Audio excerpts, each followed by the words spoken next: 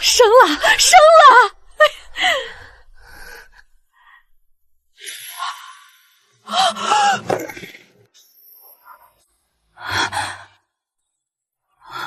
怎么会这样？来人，把这孩子扔到乱葬岗！是。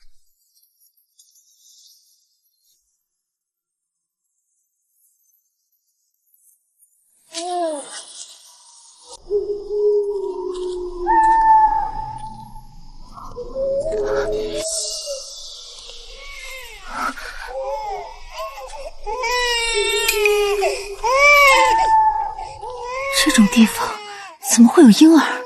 快来人接住这破天的富贵啊！这可是未来的千古一帝。这红斑是中毒所致，吃几副草药就好了，长大后帅得惨绝人寰。未来的千古一帝，他唯独对养母言听计从啊！反正已经是个弃妃了，再惨还能惨到哪儿去？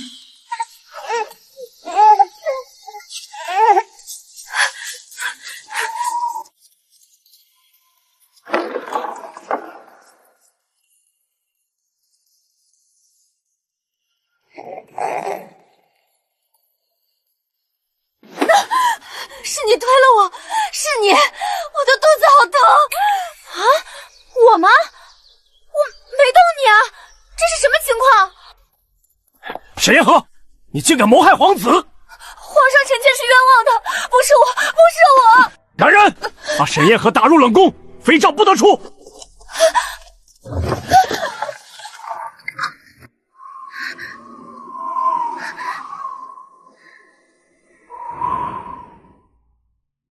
今夜原本是去挖些冬笋果腹，没想到捡回来一个天大的麻烦。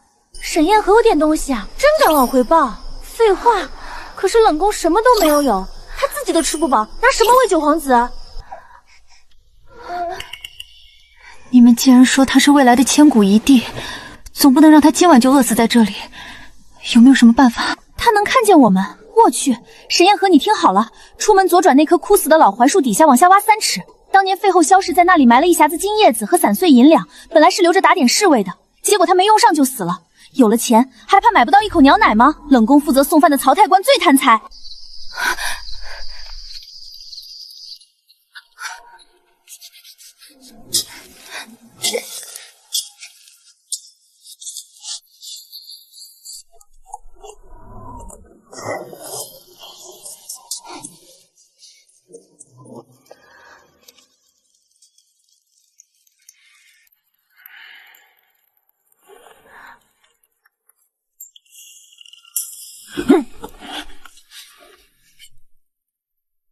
曹公公，买碗热羊奶，再弄2件干净柔软的旧棉衣，剩下的全当公公的茶水钱。沈主子稍后，奴才这就去办。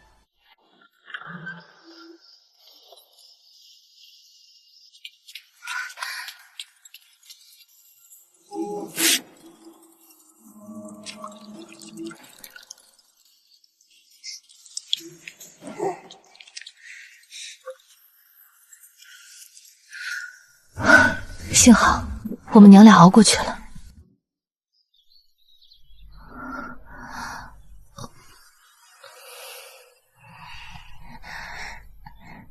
这毒是猩红散，万贵妃为了顾宠，孕期吃多了偏方驻颜丹，毒素全排到胎儿脸上了。沈彦和，去冷宫墙根底下拔那种叶子背面发紫的野草，捣碎了兑上井水给她擦脸，不出半月这掉皮，还没入骨。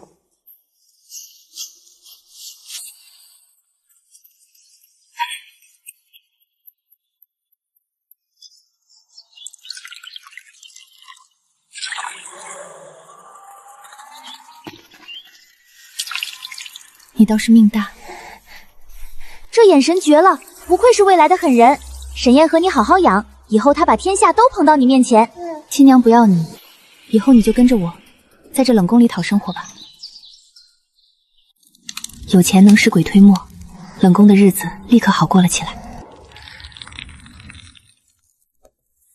这孩子长得极好，完美继承了万贵妃和皇上的优点，我绝不能让人发现他的真实身份。听说了吗？万贵妃宫里那个生下来就夭折的九皇子，皇上下令封锁消息，不许任何人再提。贵妃娘娘本痛欲绝，皇上为了安抚她，把徐答应刚生的十皇子抱给了贵妃抚养。徐答应昨晚失足落水，没救回来。这宫里的事真是瞬息变幻。沈主子是个明白人，冷宫死气沉沉的，您自己保重。万贵妃真是狠，为了个别人生的十皇子，直接把亲生儿子扔了，还弄死了徐答应。他以后会后悔的肠子都青了。那个十皇子是个天生的蠢货，连三字经都背不全。咱们九皇子可是智商180的天才。从此以后，宫里再没有九皇子，你就叫萧征。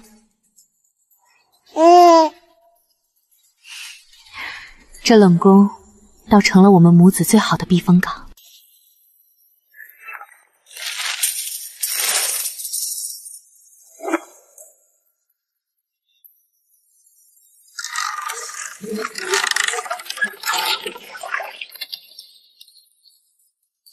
萧征极度聪明，1岁能言，2岁识字。我托曹公公弄来的经书兵法，他看2遍就能倒背如流。他知道自己不是我亲生的。2岁那年，我把他亲生父母抛弃他的真相完完整整的告诉了他。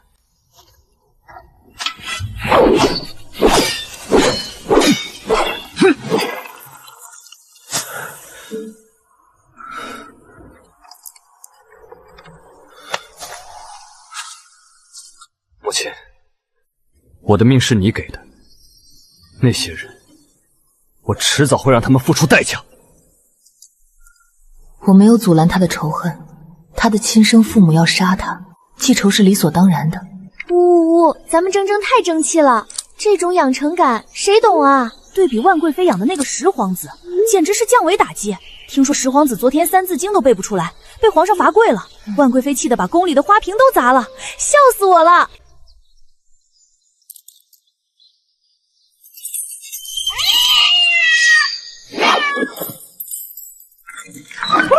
我的雪球！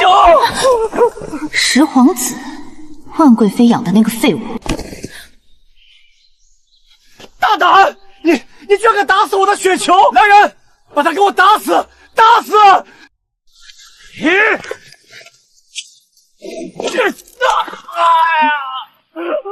我看谁敢动他！你个冷宫里的疯女人，连本皇子也敢拦！我要告诉我母娘，让她狠狠惩罚你们！十殿下，冷宫是禁地，您的猫突然发狂攻击人，被自卫打死，这是规矩。您若不讲理，大可以去皇上面前分说。分说什么？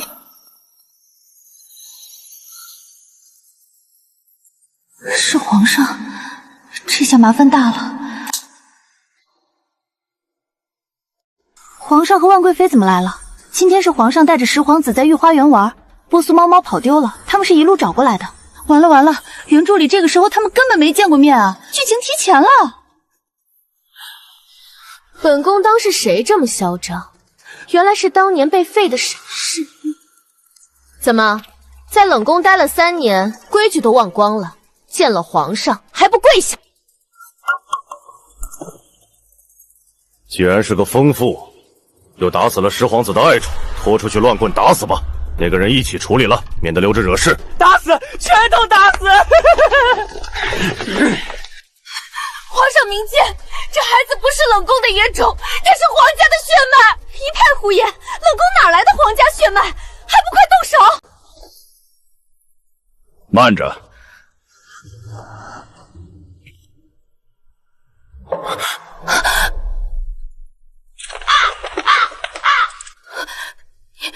你是沈氏，你说他是皇家的血脉，有何凭证？皇上可还记得3年前万贵妃所出的九皇子？放肆！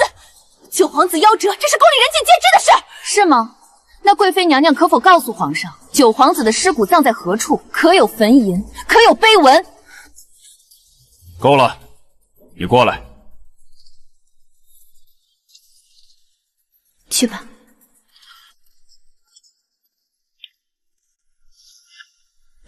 儿臣参见父皇。你算什么？也配叫父皇？儿臣的生母是万贵妃，生父是当今皇上。若娘娘觉得儿臣不配，那当初为何要生下儿臣？万氏，这就是你说的刚出生便夭折的孩子！皇上饶命！臣妾当时被那孩子的脸吓到了，接生婆子说是不祥之兆，臣妾一时糊涂。糊涂到把亲生儿子扔到乱葬岗。母妃，父皇好凶！皇上，就算这孩子是臣妾所出，可他脸上的红斑，那不是寻常之物啊！接生婆说了，那印记是不祥之兆。您看他现在脸上好了，谁知道是不是妖孽作祟？贵妃娘娘，那红斑是您孕期服用驻颜丹过多，毒素排到胎儿脸上所致。臣妾用紫贝天铠给他擦了半个月，毒解了，红斑自然就消了。你胡说！臣妾有没有胡说？皇上大可找太医验证。驻颜丹中含有朱砂铅粉，毒素会通过胎血传给胎儿。皇上只需查查当年的用药记录，便知真假。来人，传太医。启禀皇上，神主子所言不虚，九皇子脸上的红斑确实是胎毒所致，用紫贝天芪外敷确实可以解毒。那接生婆所说的鬼胎，回皇上，民间有这种说法，但医书上并无记载。依臣之见，那不过是毒素淤积所致，并非什么不祥之兆。万氏，你可知罪？万氏，你可知罪？臣妾知罪，求皇上开恩。你伤害皇嗣，欺君罔上，但念在你服侍朕多年，又养育了十皇子，朕饶你一死。即日起降为嫔，秦出凤仪宫，十皇子交由淑妃抚养。你叫何名？儿臣萧征。谁起的？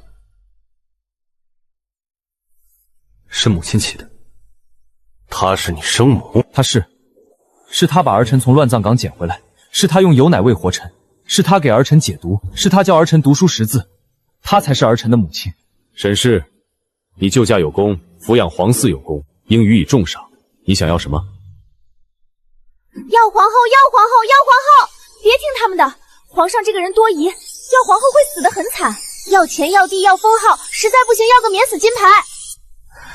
臣妾别无他求，只求皇上准许臣妾继续抚养九皇子。就这个？就这个。准了，另封沈氏为书人，赐居长乐宫，享嫔位俸禄。从弃妃到嫔位淑人，我用了3年，但我不在乎这些，我在乎的只有身边这个紧紧牵着我的手的孩子。淑人，九皇子这中毒了。中的什么毒？像是砒霜，又像是别的，老臣一时分辨不出。万幸吃的不多，还有救。老臣开方，但急需一味药引，1000年血参。1000年血参是皇上司库里的宝贝，萧征，你一定要挺住。烦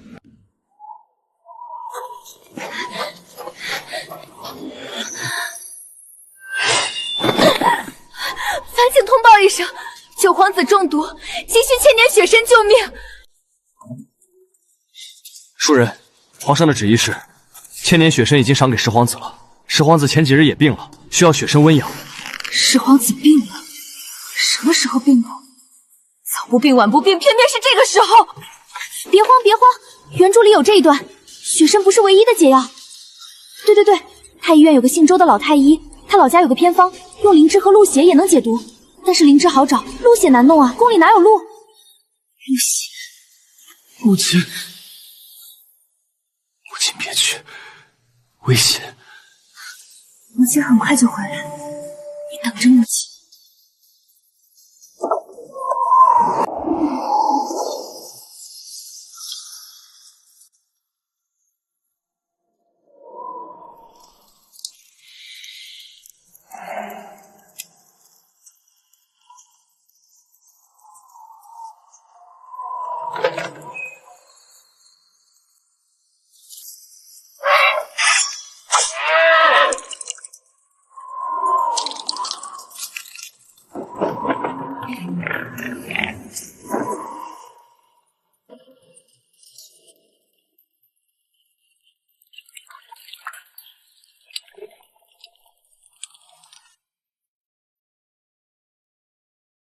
母亲，没事了，没事了。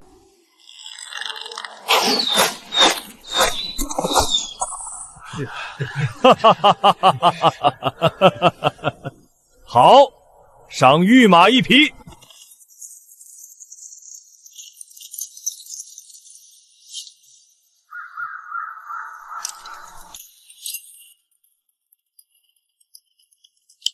九皇子心机深沉，竟敢弑君。九皇子怎会有这般心机？分明是有人栽赃。那玉垛是御马配饰，除了他自己，谁能拿到？够了，征儿，你可有话说？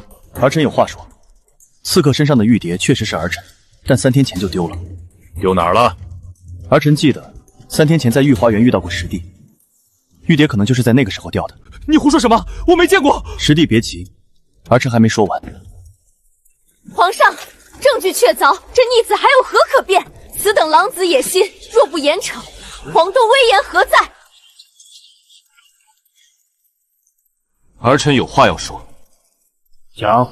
刺客被当场击毙，死无对证，这是其一。刺客身上只有儿臣的玉洁，再无其他身份线索，这是其二。这一切看起来像是有人处心积虑、步步为营，非要将这弑君谋逆的滔天大罪死死扣在儿臣头上。但设计之人力令失昏，终究忘了一件事。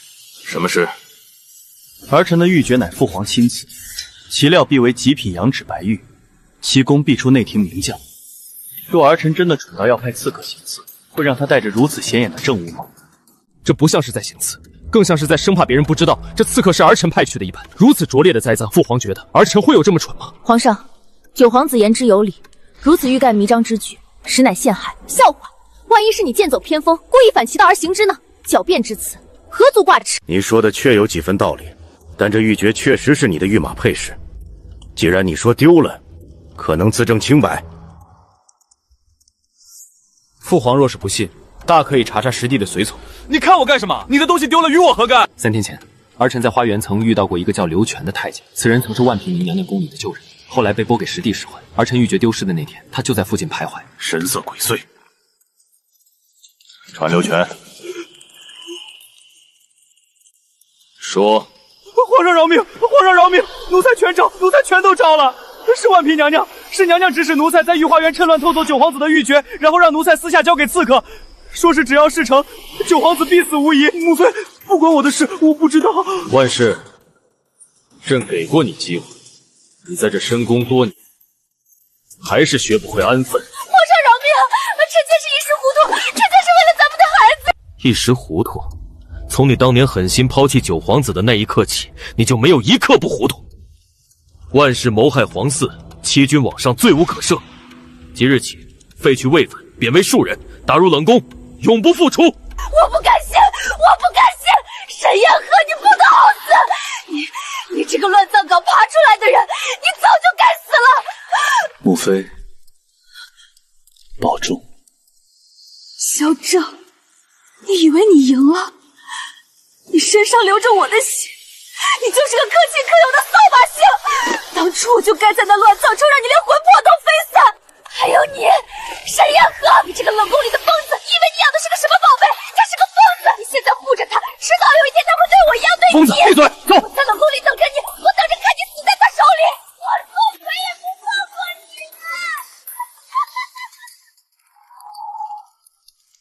爽，太爽了，终于报仇了。万嫔这就受不了了，以后还有更惨的呢。应该不会吧？毕竟铮铮被沈彦和养大了，性格没那么扭曲了。她是我生母，却恨不得我从未活过。他是生了你，但给你命的人是我。你是我沈彦和的儿子，是大梁的九皇子。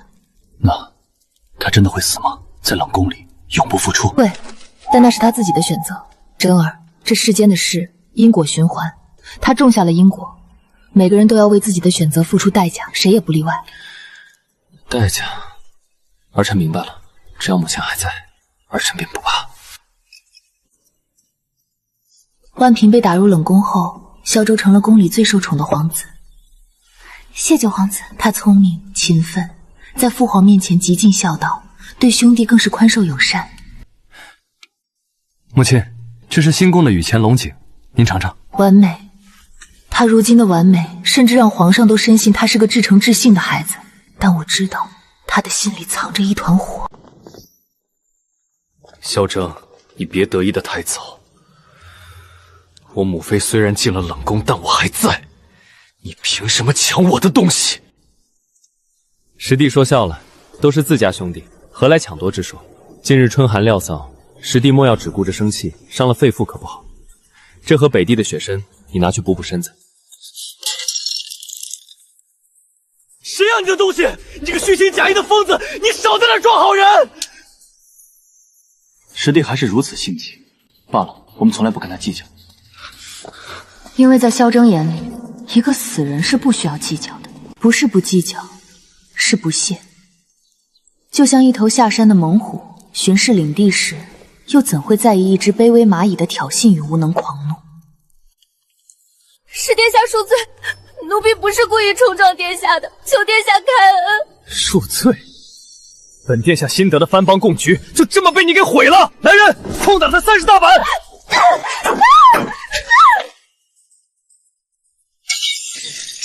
荒唐！朕的皇子竟然在光天化日之下对一个毫无还手之力的宫女痛下毒手，还敢口出狂言！万事教出来的，真是无可救药！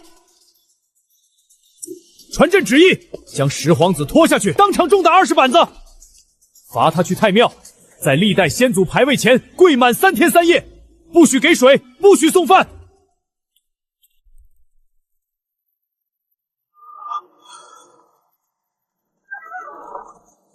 师弟，受苦了。回去后，切记让太医好好瞧瞧。你别过来，别过来！十皇子的眼里已经不是恨了，是恐惧。他现在怕萧征，怕到骨子里。原著里十皇子最后被九皇子弄死了，死得挺惨的。但现在剧情变了，不知道还会不会发生。沈宴和，你可得看好了，千万别让铮铮走上原著的老路，那可是个杀人不眨眼的暴君啊！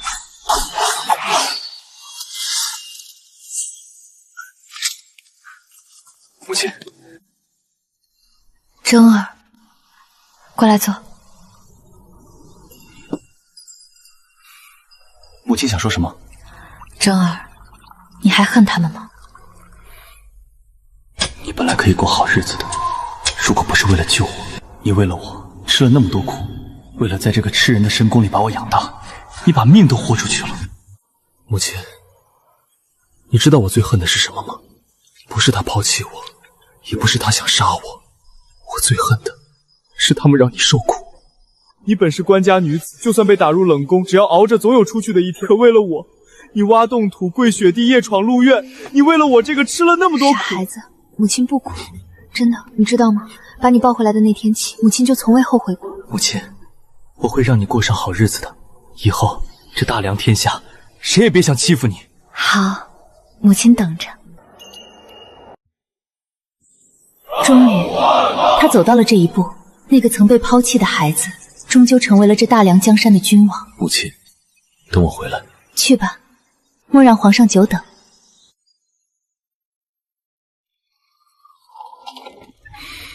母亲，这个给您。这是内阁司你的圣旨。征儿，你如今方力储君，司你这种旨意，若是传出去，传出去又如何？这天下是儿臣的，儿臣说了算。母亲，我知道我非您亲生，我也知道我身上流着那2个冷血之人的血，但在这世上，对我更好的只有您。他们生我却弃我，唯有母亲在深渊里把我拉扯长大。这辈子下辈子，儿臣只认您一个母亲。若将来我登基，大梁太后之位，这万里江山之尊，儿臣必与您共享。好，母亲收下了。你的心意，母亲全记住了。太感人了！铮铮真的是神仙孝子，沈宴和这波投资简直是人类史上的天花板，值了！从此以后，铮铮就是大梁名正言顺的千古一帝了，谁也动摇不了他。好人有好报，沈宴和终于要享清福了。是啊，值了。在这吃人的深宫里，我们母子终于走到了这一步。启禀书人，哦不，九皇子，太子殿下，冷宫那边出事儿了。出什么事了？慢慢说。是冷宫春秋阁那位废书人万氏，今天一早送饭的奴才过去，发现人已经吊死在房梁上了。据进去调理的太监说，万氏死的时候手里还死攥着一样东西，怎么抠也抠不出来。那是一块已经褪了色、脏得不成样子的明黄强暴布。万氏，你攥着征儿的强暴布的手想的是什么呢？母亲，您要去看看他吗？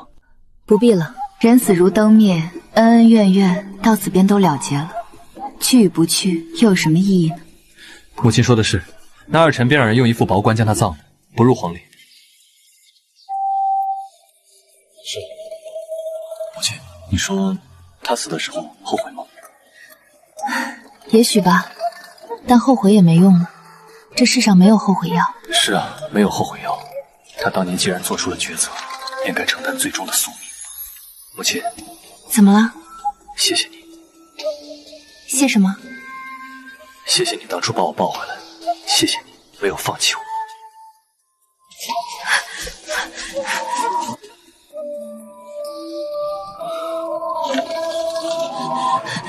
傻孩子，是母亲该谢谢你，谢谢你来到我身边，真希望日子就这样过下去，能再多看看真儿的笑容，在这吃人的深宫里，一切都值得了。殿下，这是今夜刚从西城暗哨那儿传来的密报，市井和茶散之间，那些不干净的传闻又抬了头。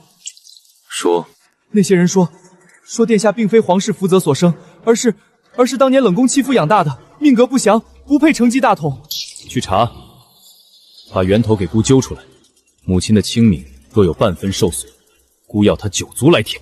5年了，姑监国理政，巡边阅军，这万里江山姑撑了大半，可是宫里宫外依然有人想把姑和母亲拉回那暗无天日的冷宫。父皇，该用药了。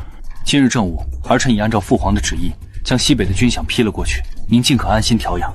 正儿，这5年朝廷大权尽在汝手，朕这身子一日不如一日，你可觉得等得急了？父皇正值春秋，儿臣愚钝，监国5年，每日如临深渊，只盼父皇早日康复，重掌乾坤。儿臣甘愿生生世世做父皇手中的盾，护我大梁。朕听说外头对你的出身仍有些风言风语长大，审视身份人士上不了台面，你作何打算？流言止于智者，儿臣的教养皆出圣贤，皆遵父皇教诲。母亲沈氏在冷宫对儿臣有救命之恩，儿臣若不孝，何谈忠君？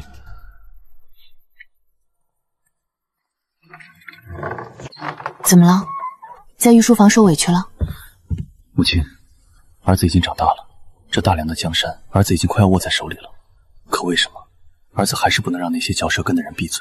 他们凭什么总想用当年的事情来伤害你？高处不胜寒，你如今在风口浪尖，那些人不过是无能狂怒，拿旧事做文章罢了。只要我们母子齐心，这天下迟早是你的。剧情，终极剧情来了！淑妃和魏雍忍不下去了，他们要给太子扣上弑君谋逆的废罪。这是原著里最凶险的死局，真凶全部曝光。当年害沈姐入冷宫，构陷镇北将军沈家通敌犯国，导致满门抄斩的，就是淑妃和丞相魏雍。丽嫔假孕，徐答应落水，万贵妃被挑唆抛弃九皇子，全是这2人一手策划。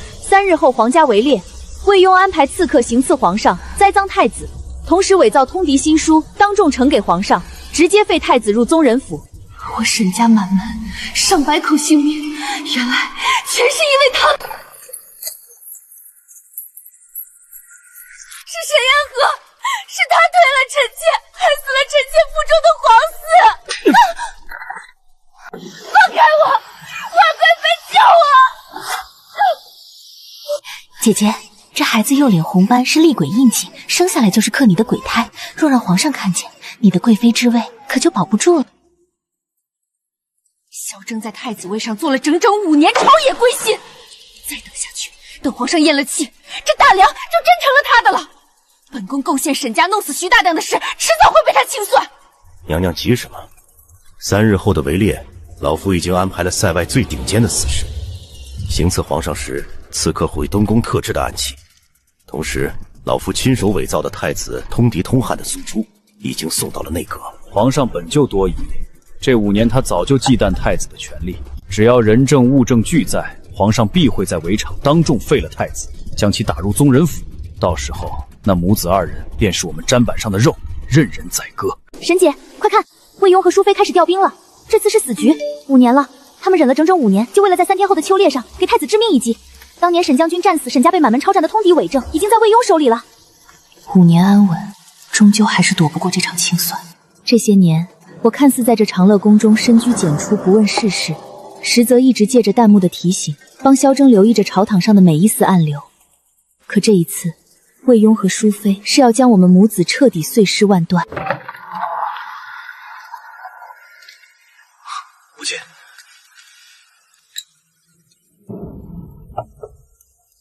手怎么这样凉？伺候的奴才都死绝了吗？连炭火都不知道添的旺些。母亲又在看那些字，脸色这般沉。无碍，是外面起了风，有些凉罢了。朝堂上的事，今日可还顺利？有母亲在后方为儿臣谋划，那些人翻不起什么风浪。铮铮，当年害我被打入冷宫，害你外公沈策将军战死沙场，害得我沈家满门100多口蒙冤被斩的幕后真凶是淑妃与当朝丞相魏雍。是，沈家的仇，儿臣一日不敢忘。那2个人活得太久了。魏雍手握京畿卫兵权，把持6部。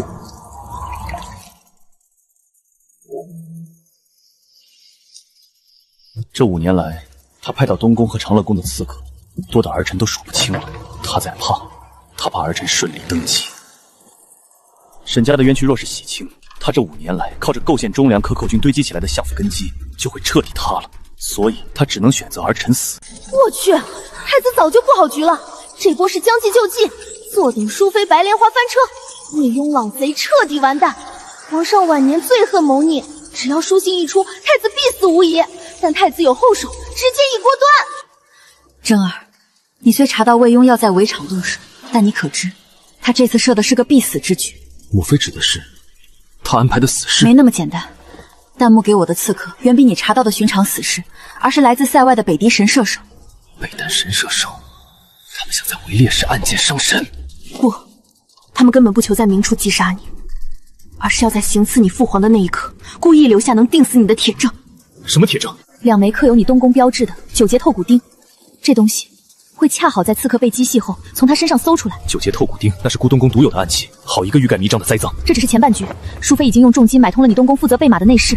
难道他们想在马匹上做手脚？围猎第2日，会有人碰巧惊扰了你的马，随后禁卫军会搜查你的猎鞍，而在猎鞍的夹层里会被人搜出一封你亲笔写给北狄首领的通敌密信。可那信上的字迹用的是北狄特有的狼毫墨，那墨遇水方能现字，笔迹与你一模一样，任凭你如何辨别，都百口莫辩。母亲放心，魏雍以为京畿卫尽在他手，却不知副指挥管临战3年前就已是孤的人。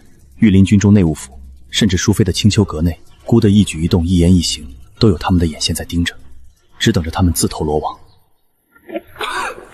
皇上，今日风大，切莫受了寒。臣妾瞧着太子殿下今日精神抖擞，想来等会儿定能为皇上猎得头筹。母妃，我们当真要在众目睽睽之下？闭嘴！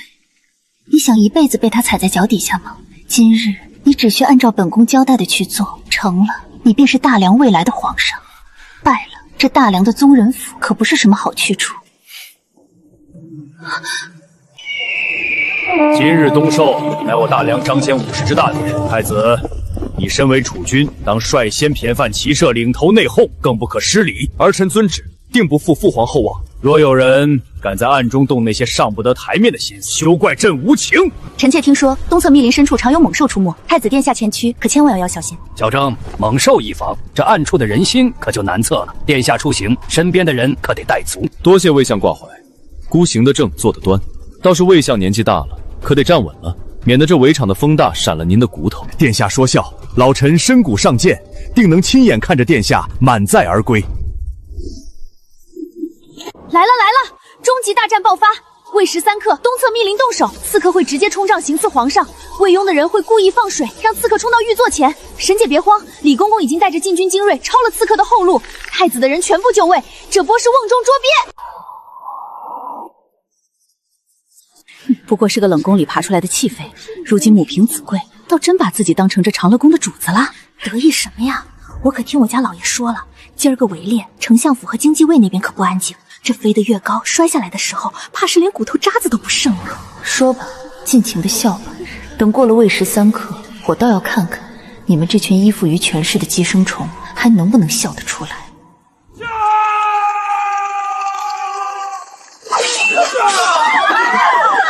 护驾，有刺客，快护驾！父皇救我！母妃救我！成了，小郑，这次看你怎么死！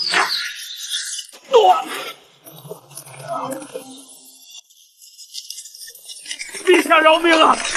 臣等皆是奉了太子殿下的命令行军策，事若不成，太子要杀臣9族啊！陛下饶命！小郑，你敢弑君谋逆！陛下，太子怎敢如此啊！十皇子方才还在营中，皇室血脉险些遭难，若非老天有眼，臣妾与皇上今日便要阴阳2隔了。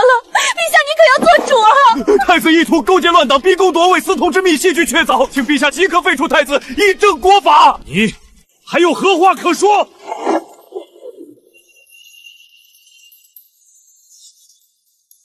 父皇，儿臣无话可说。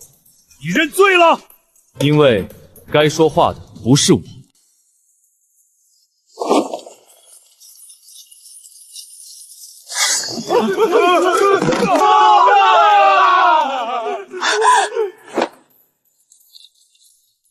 陛下，老奴奉太子殿下密令，彻查当年沈家通敌冤案、徐答应遇害案以及丽嫔小产案，请人证物证俱在，5名要犯已在东宫画押招供，请陛下预览。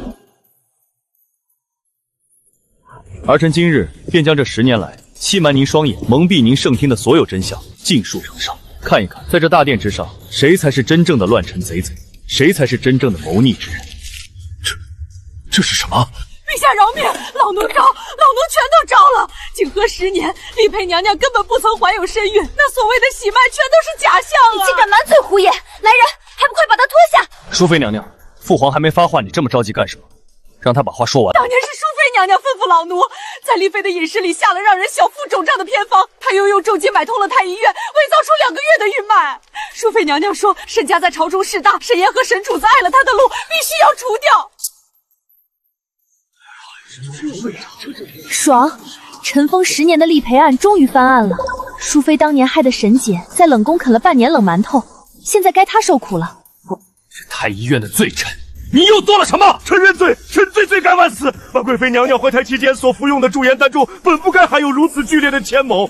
是魏相，是丞相魏庸暗中调换了御药房的药材，命臣在驻颜丹中加入了过量的朱砂与铅粉。陛下饶命，小人只是相府的一名幕僚，所有的通敌书信全都是魏庸逼着小人伪造的呀！你敢背叛老夫！镇北将军沈策、沈老将军在边关战功赫赫，魏庸嫉妒沈家在军中的威望，更怕沈家功高震主，断了他的相权。于是他勾结了北狄，暗中扣下了沈家军整整3月的军饷与粮草。淑妃、魏庸，你们好狠的心！陛下，这是陷害，这全都是沈氏那个贱人和太子联手做的局。臣妾侍奉陛下20年来，连一只蚂蚁都不敢踩死，怎会做出这等谋逆之事？栽赃！淑妃娘娘，你口口声声说自己冤枉，说姑陷害你，那你怀中死死藏着的又是什么？娘娘若真是清白，又何必如此慌张？禁军何在？搜！放开我！本宫是淑妃，你们这群狗奴才，安敢对本宫无礼！父皇，此物名唤千灸，服之者半个时辰内全身骨骼筋断扭曲，其状惨烈，天下无药可解。臣妾是用来自保的。你亲手将它喂进10皇子的嘴里，永绝后患。是你让我设计去爱九哥！我不想死，我不想吃那包东西。父皇，是母妃逼我的，我什么都不知道。父皇饶命，九哥饶命啊！我不想死。陛下，淑妃魏庸祸乱宫会，谋害皇嗣，陷害忠良，其罪昭昭，天地不容，罪该万死，请陛下圣裁。陛下圣裁。魏庸欺君罔上，残害忠良，依大良律，凌迟处死，株连9族。庶人万事，即日废去淑妃位分，贬为庶人，毒杀皇嗣，赐白绫1条，着其于冷宫清秋园，即刻自尽。皇室子萧景助纣为虐，不知悔改，剥夺皇室玉牒，贬为庶人，流放边关3000里，无诏，永世不得回京。父皇，儿臣真的知错了，求父皇饶了儿臣，儿臣再也不敢了。沈氏，当年是朕多疑，错信了淑妃与魏庸的谗言，让你在冷宫受了整整3年的苦，委屈了你。沈家满门也是朕负了你们沈家满门。朕以拟好旨意，追封镇北将军沈策为中文王，恢复沈家一切荣耀。沈家旧部悉数官复原职，以为沈家百口忠魂。陛下，旧事已过，如今沈家冤案昭雪，通敌污名已去，臣妾心中多年的执念已足，叩谢陛下圣恩。正儿，朕这一生自诩英明，实则多疑凉薄。朕对不住你的生母，对不住沈家，对不住忠臣。朕这一辈子做错了无数决定，唯独没有做错的一件事，就是当年在冷宫把你交给了沈氏服用。即日起，朕退位为太上皇，传位于太子萧征。正儿，接了这玉玺，你便是这大梁的天。朕要你守好这万里江山，护好这天下百姓，也护好你的母亲。儿臣领旨，定不负天下，不负母亲。景和23年，新帝登基，改元永兴。我的真儿，终究在所有人的质疑与痛弃中，一步一步爬上了大梁王朝权力的最顶峰。奉天承运，皇帝诏曰：朕承乾坤之大统，感念母德之厚重。朕登基守诏，着令封沈氏燕和为皇太后，迁居慈宁宫，为同至尊，天下供养。着内务府厚葬沈氏满门，抚恤遗族，昭告天下，以雪沉冤。废除后宫旧制，朕在世期间，不立皇后，不纳妃嫔，后宫空置，专心朝政，奉养太后，钦此。